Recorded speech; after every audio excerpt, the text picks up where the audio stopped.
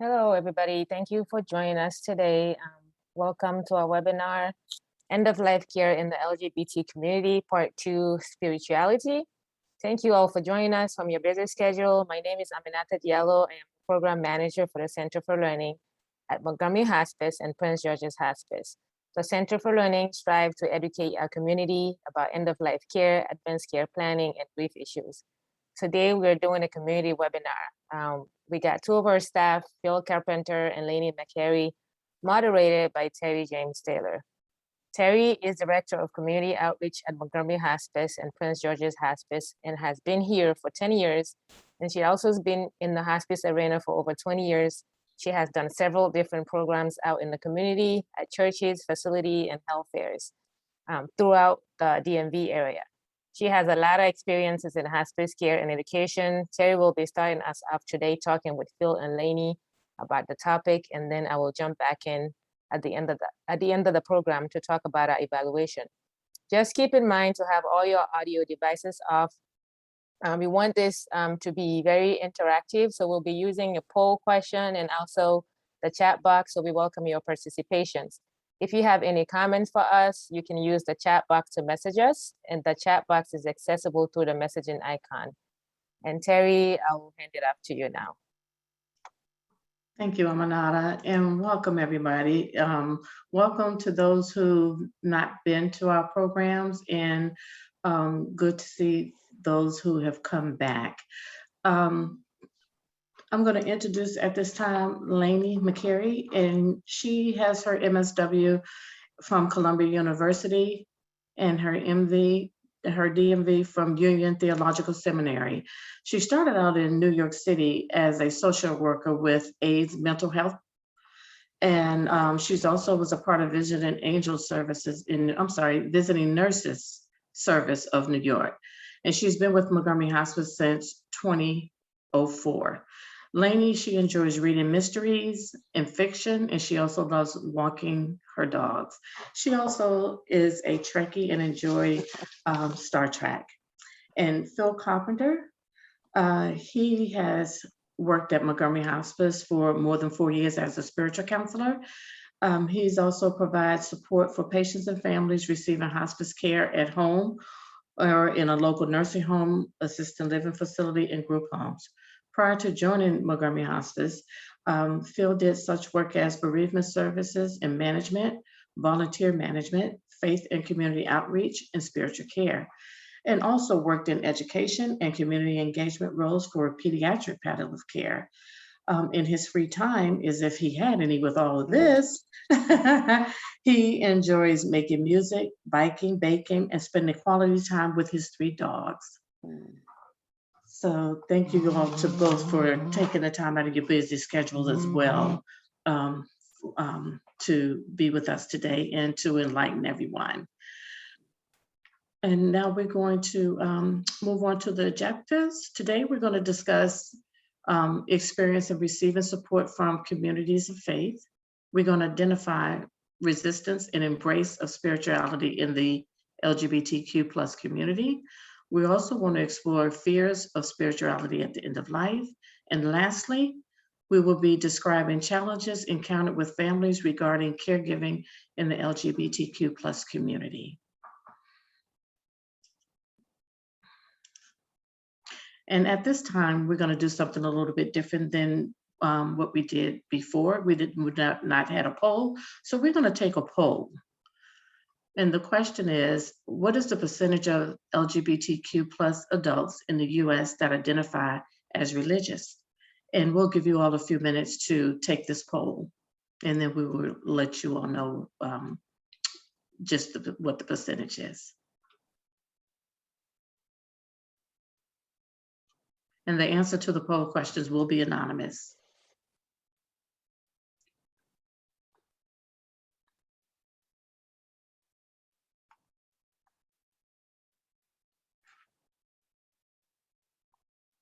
We'll give you all a couple of more minutes, or seconds, I should say.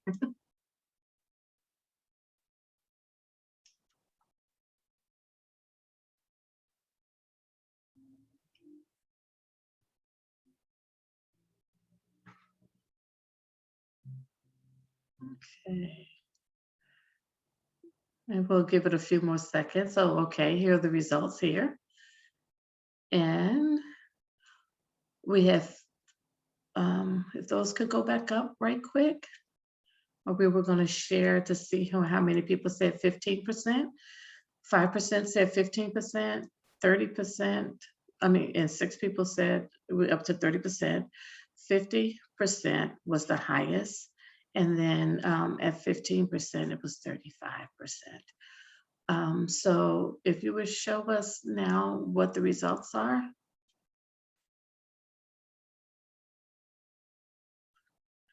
%. So most people did choose 50%. Thank you for being a part of the poll. Now we'll begin with a few questions here. Support from the faith-based community. Phil, I'm going to start with you. How much support is available to you in the faith-based community? Thank you for the question. It really very much depends on which faith community you're talking about. There are faith communities that absolutely are tremendously supportive, and they're pretty open about letting folks know that they are supportive. They do this by signage, they do it by web presence, they do it by identifying it themselves as welcoming and affirming congregations. So when you see those kind of indicators, you're most likely going to find really good support that's not just talk, but actual reality, that they will live the words that they're saying and offer that kind of support, both in word and function, and how they conduct themselves as a group, as a community, and also fully identifying and fully embracing those who come to them from a wide variety of backgrounds. There's nothing more disconcerting to a person of the LGBTQ plus community to find a community that kind of indicates it might be supportive and open, and getting there and finding out that what they really mean is, well, you can come in, but you can't really lead, you can't really be who you are. We're going to try to somehow change you or direct some kind of pressure toward you because you're not really okay just as you are. Amy? Yes, I would agree with what Phil said, and just a little bit of a historical perspective, I guess, is that mainline, from my experience as a Protestant Christian, I would say that many of the mainline denominations have moved ahead and fully supported LGBTQ members and leaders in the congregations, but it's not 100%. So it's still a work in progress. If I can just tag on one more thing to that. The other thing is you see different denominations dealing with this quite differently.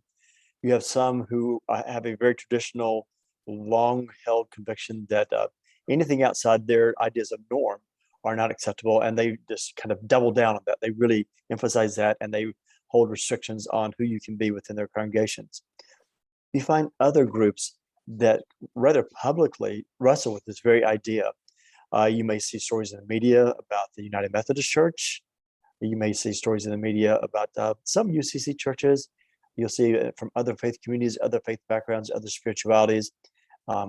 And these are the ones when they're fighting it out, so to speak, in the media, in the public eye, they typically are wrestling internally even more than what you might see and what you might read about in the news reports.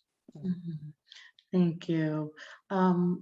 We had someone in the audience ask, how are you defining religious? I'll take a first note on that, and then Lainey, of course, go right ahead. Religious, I tend to use the word religious to identify the kind of traditional practices that have been out and among the public for a number of years, decades, centuries. These are the kind of religious organizations that find their foundation on certain writings, certain things we would call spiritual, but they are religious in nature, and that they identify with a certain programmatic approach to their faith systems. And they tend to be based on literature, on texts, and on longstanding tradition versus spirituality, which could be that, but also be a bit, well, not a bit, a lot more open and come from a different set of perspectives and resources. Thank you. And I'll just chime in and say that I think of religion as external organizational, and spirituality is more internal and non-hierarchical. Okay, thank you. I hope that was helpful to the person in the audience. Thank you. Thank you very much. Why is there so much resistance within the faith-based community instead of embracing one spirituality? If you like, I'll go ahead and start on this, Lainey.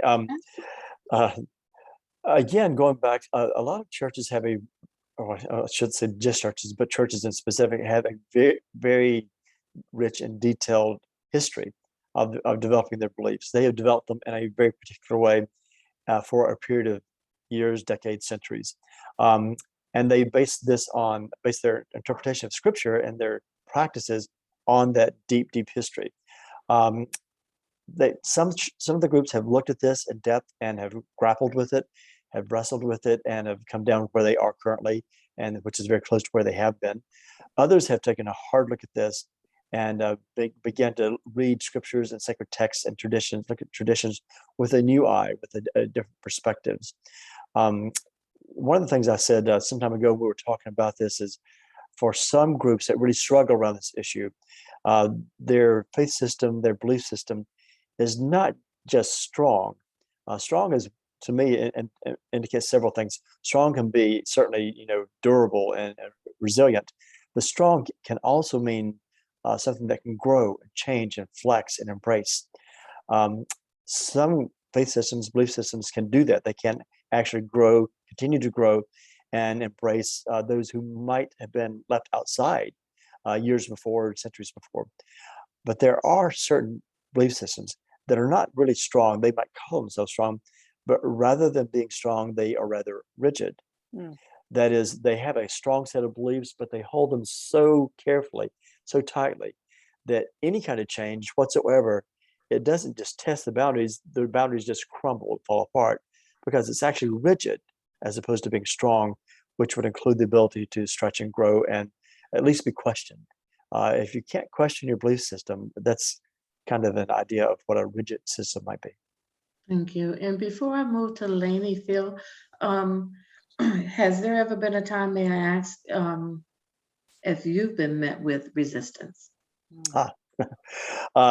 Yes, personally, certainly have. I was on a church staff many years ago, and the belief system, this was a Southern Baptist church, and this is another century, another state, so not local. But the belief system there was exactly that. It was very strong in their eyes, but it's actually very rigid. When it came to light that I was not living my life within their norms, their idea of what norms should be, heterosexual, I was very quickly brought in and dismissed. And so the idea was that they could possibly tolerate someone, especially someone in leadership, who did not fit the strong definition of who they were, who they thought themselves to be. That's just to me, a very vivid example in my own life. I'm not the only one, though, I should hasten to add. There are many throughout the years who have been brought before the elders or before the church leadership, or maybe not even that kind of controlled environment, maybe just told offhandedly, well, you're not welcome here. And being told you're not welcome can mean many things. It can be a conversation. It can be policies that are in place. It can be new policies that are directed toward you specifically and who you identify as being. And I want to talk about that being a very core concept of being, not doing. Your sexuality is who you are, not necessarily something that you do. And there's a big distinction there, I would think. Thank you. Lainey? Yeah, I totally agree with what Phil is saying. And I think I would just add that, it's a fear of difference. And the rigid standing of some churches not to accept us is based on their own fear. And they may quote Bible verses to justify their beliefs, their thoughts, but that's a bogus argument there. You can use Bible verses to justify anything at this point. So I would really agree with Phil and say that the non-acceptance of us in a religious context, in a congregational context, is really due to fear of difference. Mhm. Mhm. I can only imagine. I'd like to turn to the audience if you all are comfortable, because again, we want everybody to be interactive as much as you like, or if you would not like to, that's fine as well.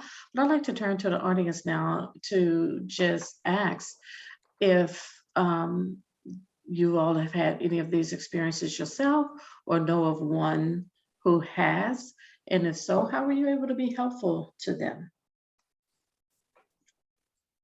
Feel free, please, to comment.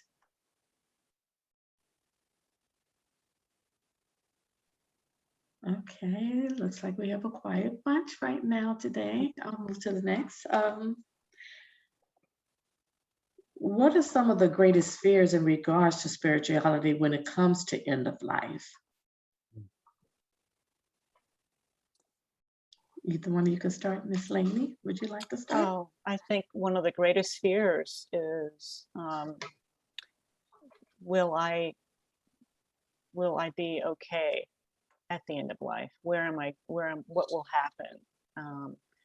Will my belief system follow me through that passage, and or will the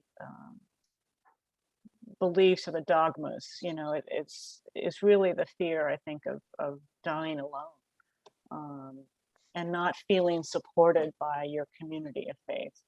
Um, it's so crucial for us to have a belief system that supports us and embraces us for who we are, and to have that taken away at the end of life can be very traumatic to people.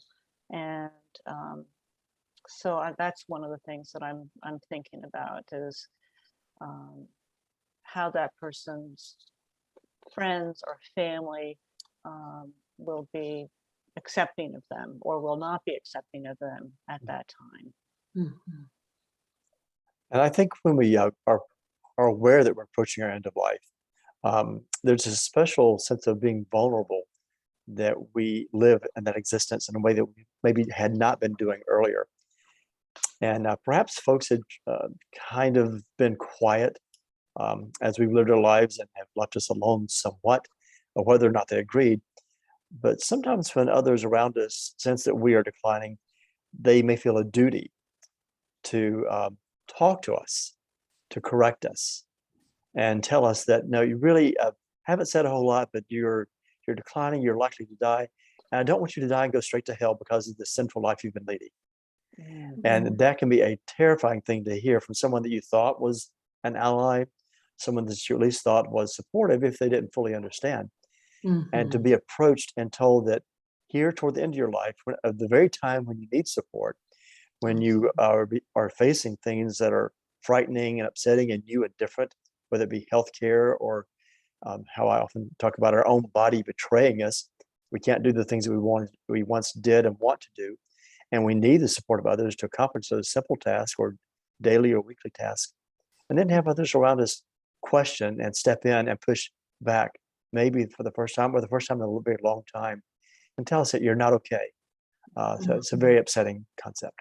I can only imagine. And I'm going to step back a little because all of this is within the same realm. And we had someone in the audience and this is perfect. I'm going to mention two things here. And they said that they know of a church that excluded gay people, and other members of the church came to her and told her because they knew that she was a social worker and would know what to do. And she stated that she did not know what to do. Because, first of all, I'm sure she was taken back. But as a professional, I'm glad that we're having sessions like this today, because hopefully we can give some insight as to the possibility of what could, how she could have helped them or what could have been done. So if we can digress a little bit and talk about this portion, and you all can give your expertise as to what she could have possibly done because she didn't know what to do. Well, I'm disappointed that my fellow social worker did not know what to do. But it's understandable in a way, because social workers are kind of limited to the secular realm. But I would hope that current training would provide social workers with the understanding that there are resources out there to help our community find a faith-based place to go, to be supported with their spirituality, and that at the very least to say, I'm sorry about what you're going through, and I'm sorry that you had to go through that. Let me help you in that search. To say, I may not know the answer, but let me join with you and help you in this journey to find a spiritual community that will be accepting. That would be my hope, that all social workers would be able to do that. Okay. And these sessions like this workshop can be helpful too. And especially as we go a little bit further into it, because I can only imagine the difficulties that somebody can have, even being a professional. Sometimes in certain arenas, you may not know what to say, right? You have to be mindful, you have to be careful. And sometimes I can only imagine, because I've been in positions like that myself, where but we still have to have a voice to get backlash, or having to be mindful, especially being in a church setting. There could be a lot of things going on for this person at the time too, within the church setting. And I can only imagine not having any words because of what could have possibly been said as well. And the other question, how to embrace the LGBT plus community in a spiritual way. I'd like to speak to that one for just a moment. Sure. There are certain things you can do that are actually pretty easy when you think about it. We've talked about signage. We've talked about language. We've talked about using inclusive language within our actual formal gatherings, but also informally. How do we represent ourselves in our internet presence? When folks go to do a search, and that's exactly what goes on now. When someone starts thinking about issues, one of the first things we do is we go to Google, right? Dr. Google, in this case, Google for those of the faith background. What's our presence say? What do our buildings look like? What does our programming look like? Do we acknowledge the existence of people of varying backgrounds? The pictures that we post, what kind of causes do we already support? I may have mentioned in our earlier program, and pardon me if I'm saying this again, I'm a member of a church right now that has always been, since their founding, on the forefront of issues. Whenever you talk to the church members before there was a World Wide Web, they would tell you what they were doing. They were working on civil rights issues. They were working on women's rights. They were working on voting rights. They're working on water rights across the country and across the world. When a group is known for what they do like that, it says something. The community tends to pick up on it, and you are known for those kinds of things. Your approaches, your embrace, and when you move into a more modern age, you need to reflect that. What does your web presence say? How do you look there? When folks go on, do they see people that look like them? Do they see programs that are appealing to a wide diversity of folks? Or is it just a certain very narrow slice of society? So that is a key thing for us, is how we present ourselves. And back to the other issue is the idea of ongoing education. Continuing education is really crucial, not just for doctors and nurses and social workers and chaplains, but also for congregations as well, to find out fact-based information and talk about these difficult issues.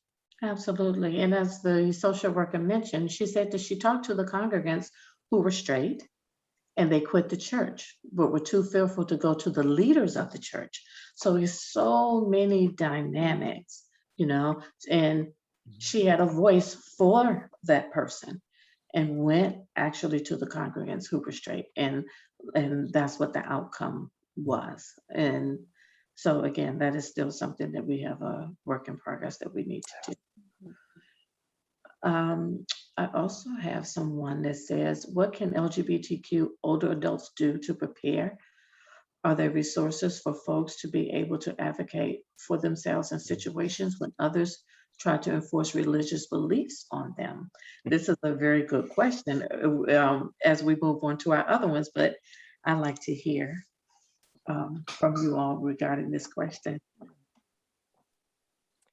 Yeah, I think certainly doing the kind of groundwork that we all need to be doing, whatever our background, advanced directives, writing clear advanced directives, talking to the people that are involved in your planning and are going to be involved in providing care for you.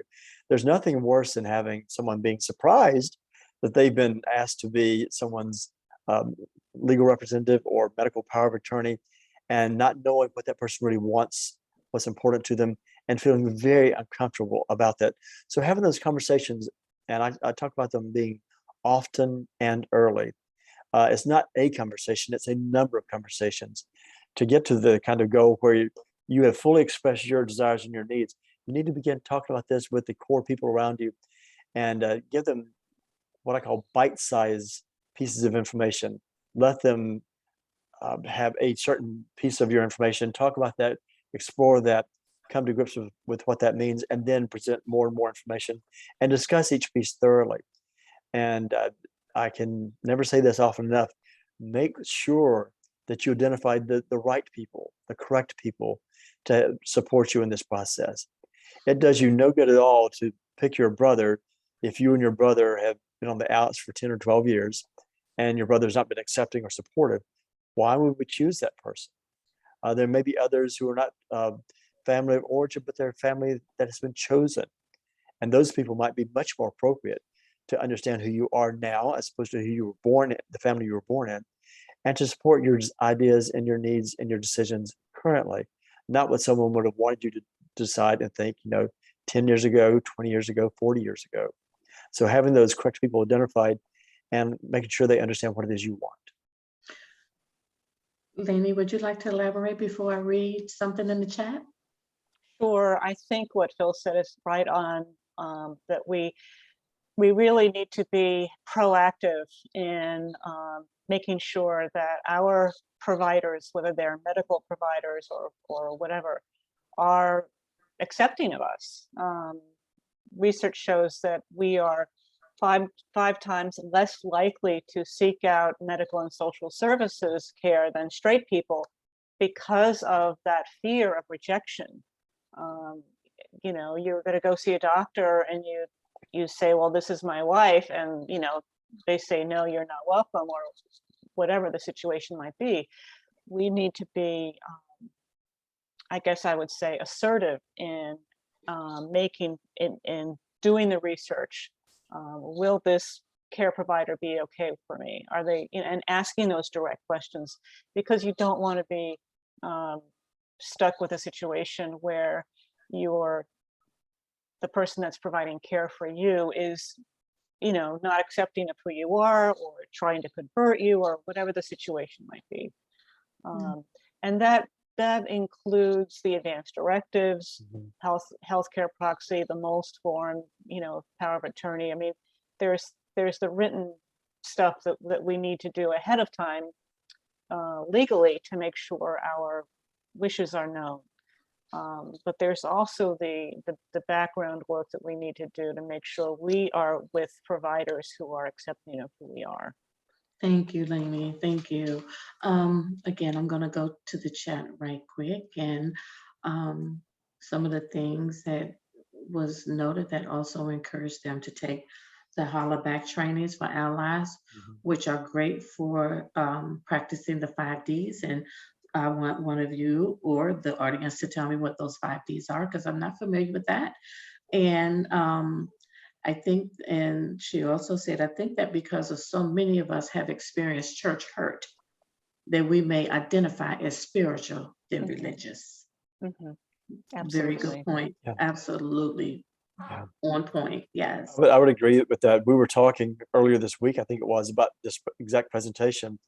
And I made the comment, which I think bears repeating, given the amount of hurt the church has inflicted upon members over a number of years, Mhm. hundreds of years, I'm kind of surprised, honestly, that as many folks of my community even try to identify as religious and even try to be part of an organized faith community.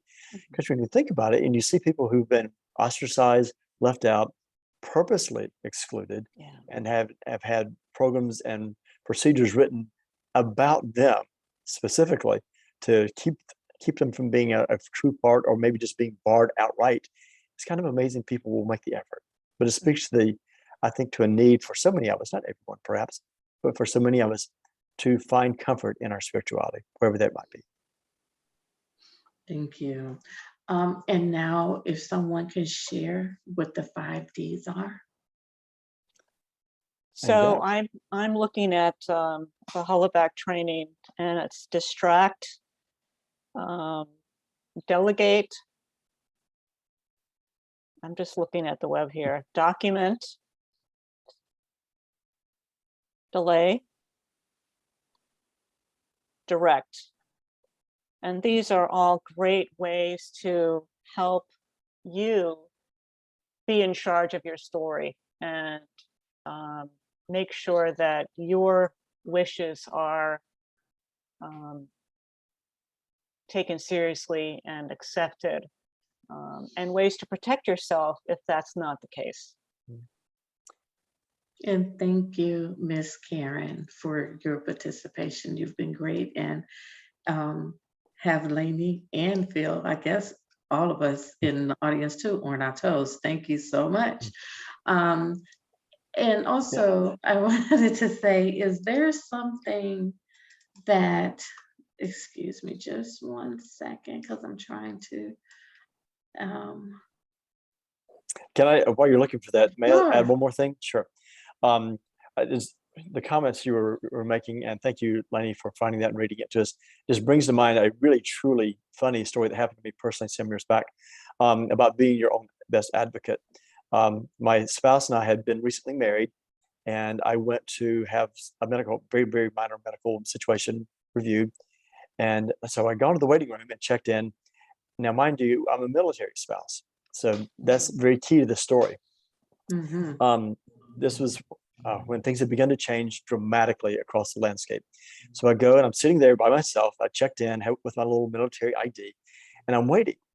And they give me a wristband. You know how we get these as you go into hospitals or waiting rooms? I have a little wristband on, and I'm waiting. And I looked down and read my wristband, and I thought, oh, okay. So I walked up to the desk, and I said to the person there, I think we need to change this. And he said, well, why do we do that?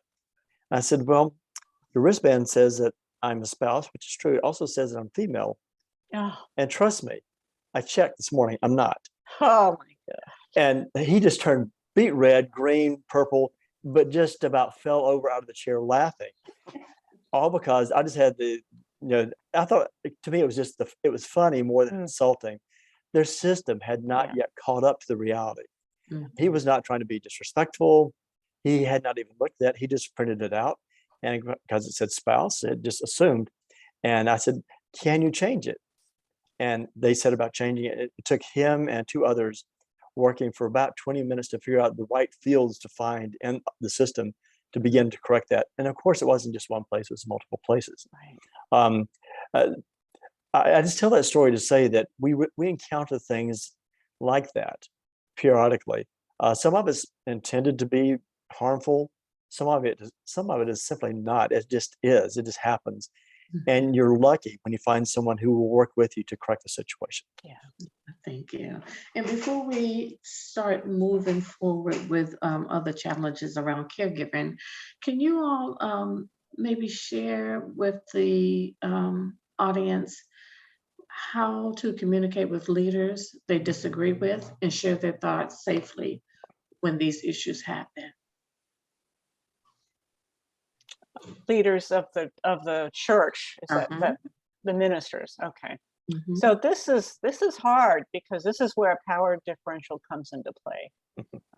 You're talking to someone who's considered the head of your church and has a lot of informal and formal power over your spiritual life and the spiritual community.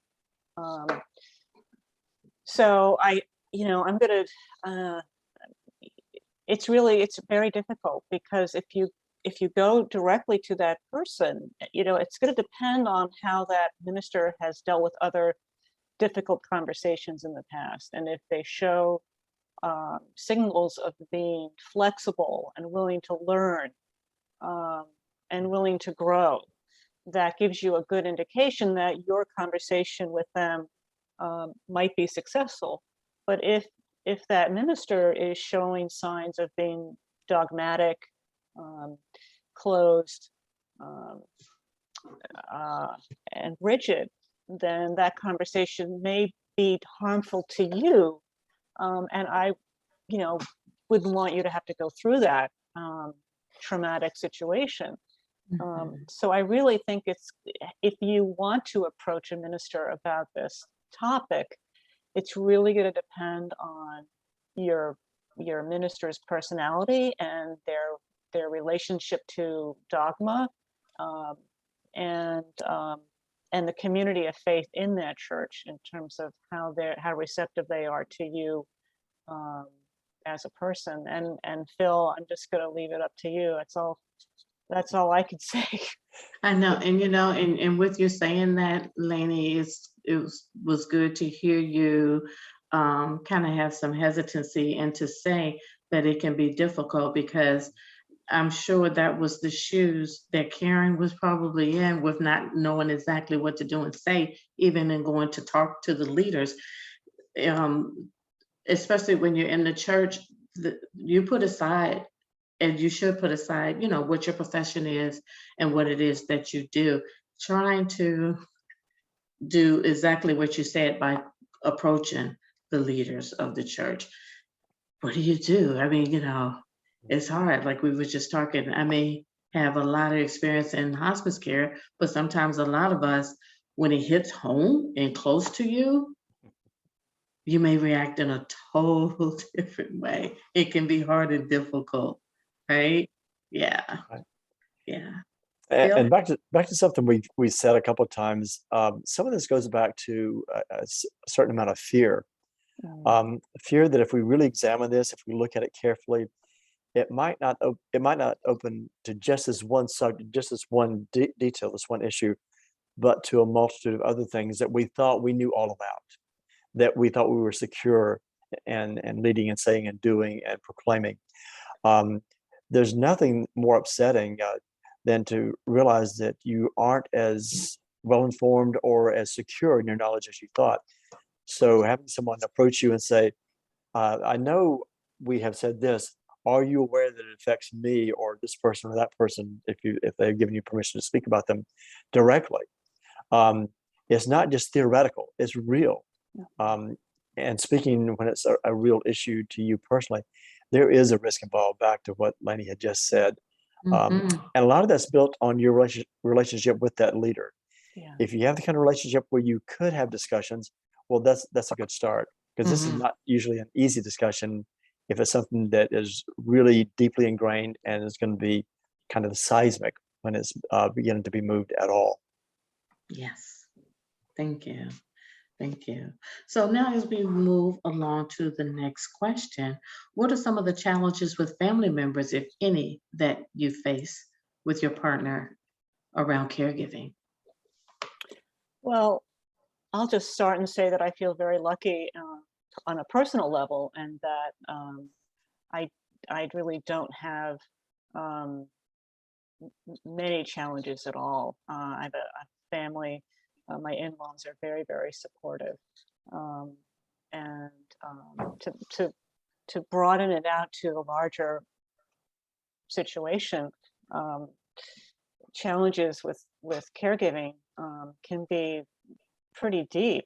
I have had a situation, I'll just briefly share the story. I had a patient who became homeless and was forced to live with his brother, who had not supported him being gay, was extremely conservative, and really very reluctantly took him in.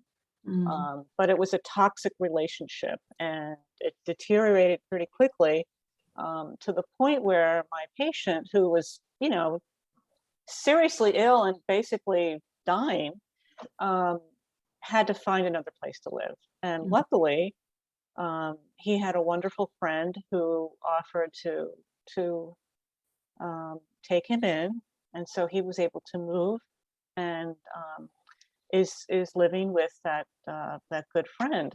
But this shows you an example of the difficulties that come up when we are forced to switch and find ourselves in a situation with families who are not supportive.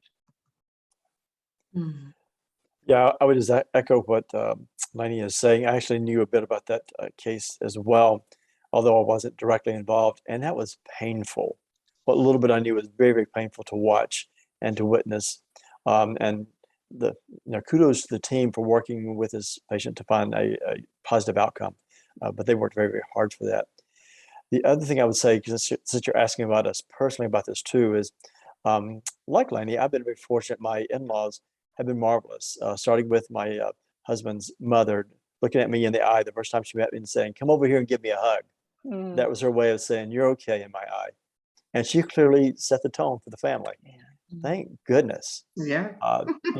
When you have someone who's a fierce advocate, it's powerful, and it permeates to the other members of the family. If you don't have that, you're facing the kind of challenges that we all fear, where it becomes a battle between what one person wants and what others may think is more appropriate. I often say again and again, a lot of these have to be multiple conversations taking place over a fairly great period of time to really move the needle. It takes staying in contact with people who you may find really difficult and may really wear out your soul and your emotional and your spiritual well-being, because it takes so much effort for you to have those repeated conversations and to insist and to advocate for your needs and for the needs of your partner or your spouse. So it takes a great deal to do that. So I never tell people, "Oh, we'll just talk to them." I don't say that lightly. I try to find out if they can talk to their family, their extended family, and what that nature of the relationship might be and how they can move that forward, recognizing that it's probably going to take more time than anyone would like. And the outcome may certainly be worth it, but it may be at a great cost. So I always recognize that it may be at a great cost. And we understand the meaning of meeting people where they are. Yeah. It's so important. Lainey? I just agree with what Phil is saying. I don't have a lot to add, and just to say that sometimes our biological families are not there for us, and so we have to choose our family. We have to, our friends become our family, and it's important to let the medical establishment know that that's the case. That our chosen family are really the people involved with our care. Have you, either one of you, had situations within your work where you found that it's been difficult for one of your patients and their families, and how were you able to help in that situation? I'd love to share a story about this. This goes back a number of years with another hospice in another area. We had exactly that situation coming up. We had a patient who was fairly new, well, actually was brand new to our team's care. And there was a lot we did not know about this situation as we got started. What transpired was very quickly the patient declined to the point where we were getting calls at night. One of the nights a call came in and they wanted spiritual support. So not myself, not me, but my colleague went to make a visit. And his later retelling of the story went something like this. He goes to the visit and he looked up what he could. He saw there was a spouse. There was no name for the spouse. And he goes walking in and quickly realizes it's a kind of a hot mess, as we might say, when he walked into the room. There were two families there. There was the patient's family and the spouse's family sitting on opposite sides of the room. No one had bothered to tell him the details. This was indeed a same-sex couple. No one told him it was a biracial same-sex couple. And no one told him that neither of the families knew anything at all about this relationship until this individual got very, very sick. And so he walks into this situation, and there was just a lot of animosity. And he said the tension was just palpable in the room. And to his credit, and I'm pretty sure I never could have been this calm, cool, or collected, but he simply saw that, and he said quickly, "Where's the patient?" And they said, "Back here." He walks back. He spends a moment with the patient, comes back out and says, "I'm recognizing there's a lot going on right here. I don't know all the details, but I know there's things going on that I need to know at some point. What I do know is this person back here is really, really, really sick. And I think he may be dying. I'm going to call the nurse, but I want to encourage you, if you want to spend time with him, this is the time." That's powerful. And to their credit, a couple of them did come in. The spouse certainly went in, and a couple from each side eventually came back to the room. But what a tough situation. Tough situation. Very much so. Yes. Yes. Thank you for sharing. Lainey, have you had any instances within your work? I'm thinking about an elderly lesbian couple. Actually, they never identified as lesbian, but I was called in. I was a social work student. I was doing my first year internship with SAGE in New York City, and this was a situation where this was a couple that lived in a studio apartment. So you know how small studio apartments are in New York, and the one partner had just passed away, and the surviving spouse was just devastated and really didn't know where to turn. So we were called in to offer support and resources, social services, and she said that in her conversation with me, she said that she had always told everybody that she was living with her cousin because she was afraid of what people would say, and she was afraid that she might be kicked out of her apartment if people knew that they were lovers, that they were wife and wife. So this goes to show how deep homophobia is, and even though this is a story that was, maybe 30 years old now, but it's always stayed with me. And that we have to find our own circles of support if our families are not able to do that for us. Thank you. And that's what leads me to our next question. If you can tell us how you face end-of-life decisions with your partner and your partner's loved ones, which kind of coincide with someone in the audience wanted to know if you had any challenges where your chosen family and biological families have collided.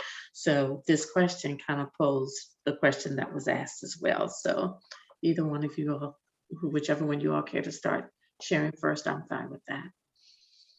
Yeah, I would just comment that it takes a bit of work, at least that's been my experience, to make sure that we fully communicate what our specific individual needs are so that our partner understands. And only then can you begin to branch out and talk about it with others outside the two-person couple. But making sure that you understand and can respect each other's wishes. I think it would be no surprise to a lot of us to think that two people might have very different views. I know my partner and I have very different views at different times about what would be important, especially near end of life. I've been able over the years to really articulate what I think, and not only what I think, but why I think that. And over this period of time, we have certainly gotten a lot closer, more closely aligned in what we each want as we age, as we get to a place where we recognize at some point we also will need the kind of care that we are providing here at Montgomery Hospice. So be able to say that clearly and give definition about when I say this thing, this is what I mean. When I say no intrusive or aggressive measures, this is what to me that would be or not be. To say those things very clearly and to write them down. Um, I've had the good fortune over the years to have a chance to write down my advanced directives a number of times, and each time they come out a little different, and they've kind of matured along with me and the kinds of things that I write. So I would encourage all of us to do that if we haven't already, and then to communicate it clearly and to think about the people that might be impacted by these decisions. The family of birth, that is family of origin, siblings, other relations, as well as our chosen family. And just keeping those discussions current would be the biggest thing I would say would be important. Mhm. And the support from your family members, and especially your family members and your partner. That is for sure. I'd like to go to the audience and ask them the same questions. And how do you all feel about that? Or have you had in your professional career had to help someone through, a patient or someone through a decision like that, and how you may have helped them cope with decision makers with their partner around end of life? Or if you had to help talk them through um, sharing with their family members. Anyone?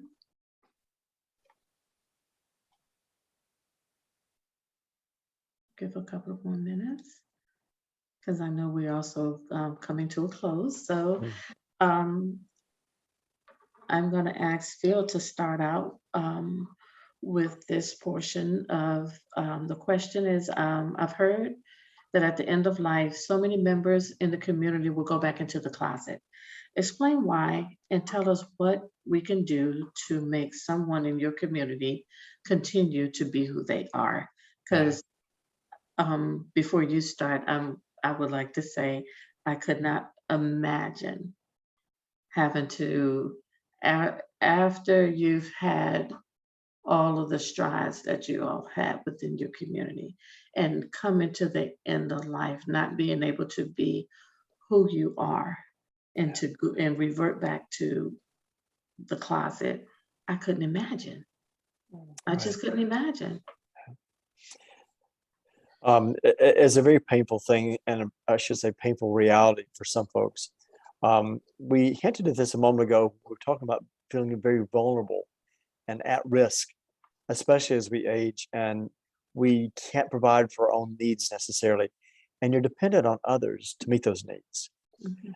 Imagine being limited in your mobility, perhaps in a wheelchair, or needing a lot of assistance with getting dressed, with bathing, toileting, any and every need, maybe even feeding. There's sometimes there's such a great fear that the people around you, you might have heard them speak, you might have heard them talk about certain things, and maybe you very rightfully fear how they would treat you if they thought you were something or someone or a being and a sexuality that they could not uh, comprehend, had no experience caring for, and you have very little reason to think they will be able to grow to this point. So that's what can lead to someone making a decision to go back and once again pretend. We talk about going back into the closet to pretend, because that's what it is. You're making believe that you are fitting in once more with society, what everyone expects of you, just to be safe, because you certainly don't want to be at risk of being harmed physically or emotionally or verbally. And it can be any of those and all of those, much less spiritually. I've over the years, you mentioned in my earlier bio, I've worked with volunteer care, volunteer management. There's nothing more disconcerting to me as an individual, especially a person of faith, than to work with individuals who come to hospice care and have an agenda. And that agenda might be to fix people. And I'm using that word very explicitly for a lot of reasons. It explains a lot. Some folks come into these volunteer positions and maybe even professional positions thinking they're going to fix people, and having these very challenging conversations to explain that's not our purpose. Our purpose is to meet people right where they are, to care for them as they really are, not ask them to pretend for my benefit or for your benefit, but to be authentic. And I can happily say that my days of having to address that have not happened here at Montgomery. and I'm thankful for that. But in years past, I certainly have. And some of these were people with great intention and people of faith, but they really believed that they needed to tell someone where they were going wrong and how they should be living, what they should be doing to be okay. Thank you, Lainey. And then we're going to go to the audience. And for some reason, for me today, the hour is not enough, but I know people have to get back to work.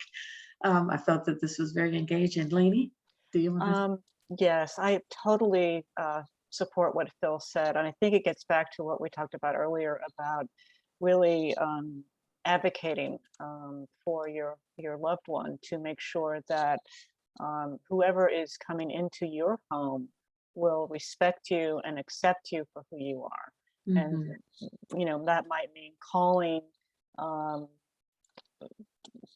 care agencies or, whoever it is that is going to come into your home to provide care, asking them specifically, okay, what is your policy on LGBTQ patients?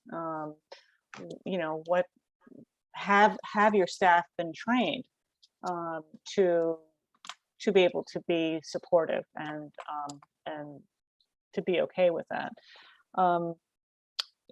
The other thought that comes to mind is circles of friends, circles of support, and also spiritual circles to help make sure that if we can't go to church, church comes to us, and it's the church members who are supportive and willing to be with us as we face this final journey, so that our home is surrounded by people who are accepting and loving at our end of life.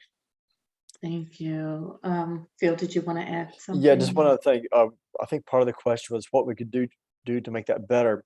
It certainly can come down to individuals being inclusive with our language. Yeah. That we're careful about the language that we use, that we don't assume things when we meet people, but we ask questions for clarity to make sure we're using the correct pronouns, to make sure that we're being inclusive, not exclusive.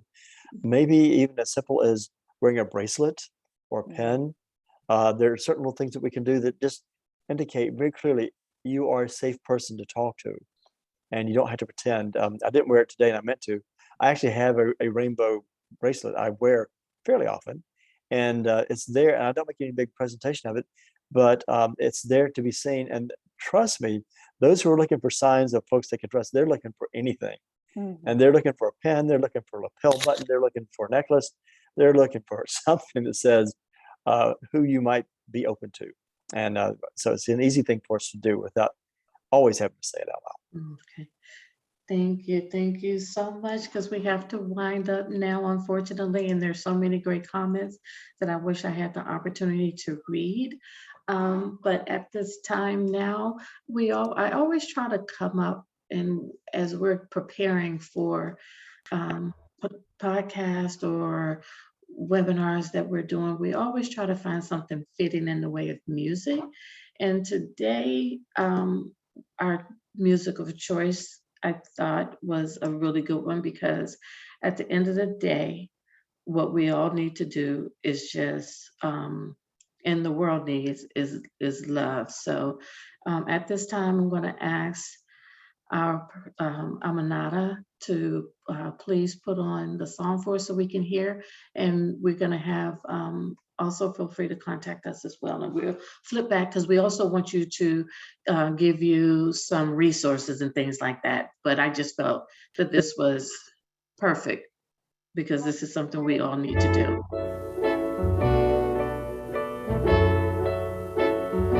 What the world needs now is love, sweet love.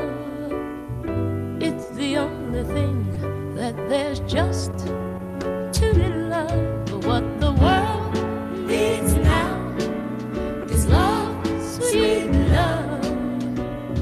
No, not just for some, but for everyone. Lord, we don't need another mountain. There are mountains and hillsides enough to climb. There are oceans and rivers enough to cross, enough to last till the end of time. What the world needs now is love, sweet love. It's the only thing that there's just too little of. What the world needs now is love, sweet love.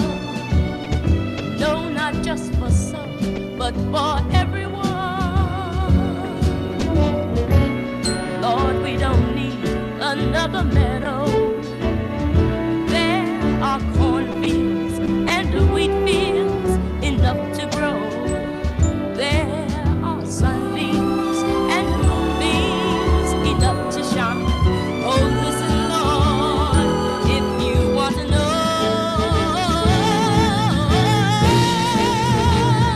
what the world needs now is love, sweet love. It's the only thing that there's just too little of. What the world needs now is love, sweet love. No, not just for some, but for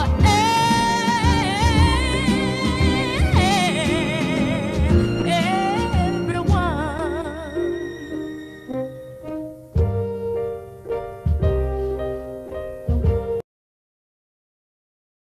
Thank you.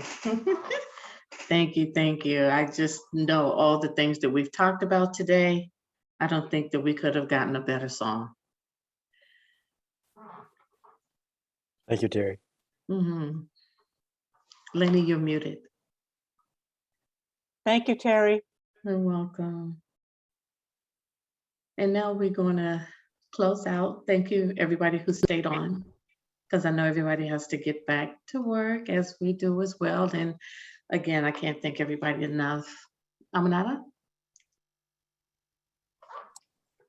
Oh, thank you, Terry. Thank you, Phil and Lainey, for this wonderful, great presentation.